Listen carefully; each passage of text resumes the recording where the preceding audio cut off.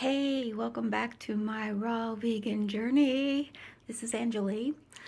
Hey, on this video, I just want to share a couple of tips and tricks that I have learned by going raw. Number one, most important thing for you to remember when you're doing a raw vegan lifestyle. I'm not going to say diet because it's not a diet, it's a lifestyle. It's what we're meant to be doing. But number one thing you need to know is to be prepared. Always, always be prepared. If you eat a lot of bananas, I eat a lot of bananas. Let me tell you what, you got to stock up on those because they ripen at different times.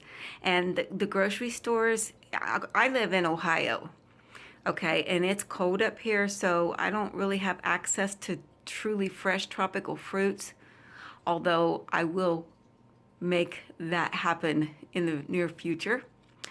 I have plans, but I'm not going to say what they are just yet. However, while living in the northern parts of the world, get your bananas. If you live near an Aldi's, if you have an Aldi store, I'll tell you what, this is the best and cheapest way. I get my bananas for 35 cents a pound there. You got to be careful though. If you get bananas that are really green, they probably won't ripen up. So get them, if they're green, make sure that they all have at least one that has some yellow. That's a good indicator that they're going to ripen up nicely for you. Otherwise, don't buy them. I don't care if they're 20 cents, 1 cent a pound. Don't buy them green like that, okay? I learned this the hard way. I found myself without a good source of calories, and it wasn't a very pleasant moment, but it was a learning experience. And with every new thing, there's always this learning curve. So, be prepared, stock up on your bananas. I buy at least 10 to 14 bunches a week. And I would rather see you overbuy than underbuy, because guess what? Tip number 2, you can freeze your fruits. Yes, they may not be as optimal that way, because once they freeze, the cell walls get burst open, but at least you still have some form of nutrition, which is better than no form of nutrition, if you get what I mean. So when you buy an abundance of bananas, and if they start ripening up all at once and they get to a point where they're almost too ripe, it's a good time to start slicing them and putting them on thin trays. I take my dehydrator, I have a 9-tray Excalibur dehydrator, and I'll lay them on the Teflex sheets, and then I'll stick that in the freezer and freeze them. And it's so easy to get them off the Teflex sheets and put them into a freezer bag to store. And I'll fill up a gallon bag of bananas, and depending on how many I have that are ripening, I'll fill my freezer up with ripe fruit. And the same way with mangoes and peaches and pears and stuff of that nature. You can freeze that stuff. I mean, you can buy this frozen at the grocery store, but it is so much more affordable when you catch these things on sale at the grocery and you prep them yourself. And I mean, yeah, it's a little bit more work, but think of the pennies you're going to be saving, or the dollars rather. I save a lot of money.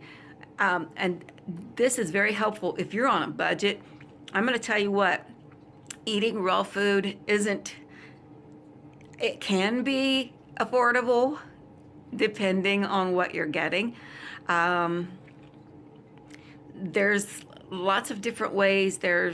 If you're on a low budget income right now, I'm going to tell you this, there are food pantries that are available. I don't know about where you're living, but here in Ohio, especially in Columbus, Ohio, we have food pantries that open up every day to help people with produce. And I'll tell you what, I'll be the first to admit, I've taken advantage of these, because I've had instances where, between paychecks or between the next gig I get, sometimes you got to have extra to get by. So it's there and it's available, and I'm so grateful for that. And so that's tip number 3. Visit your local food pantries if you're in a pinch. They may have something for you. I've gotten some really good fruit from there. I got cantaloupes and melons and mangoes and cucumbers and I got some good cherries there one time too. But anyway, the point is being prepared is the number one thing you need to be aware of. Stock your kitchen up. I redid my kitchen because when I was eating, a cooked food diet and processed foods, I had all these shelves built for my spices and my dried goods because I would buy stuff in bulk.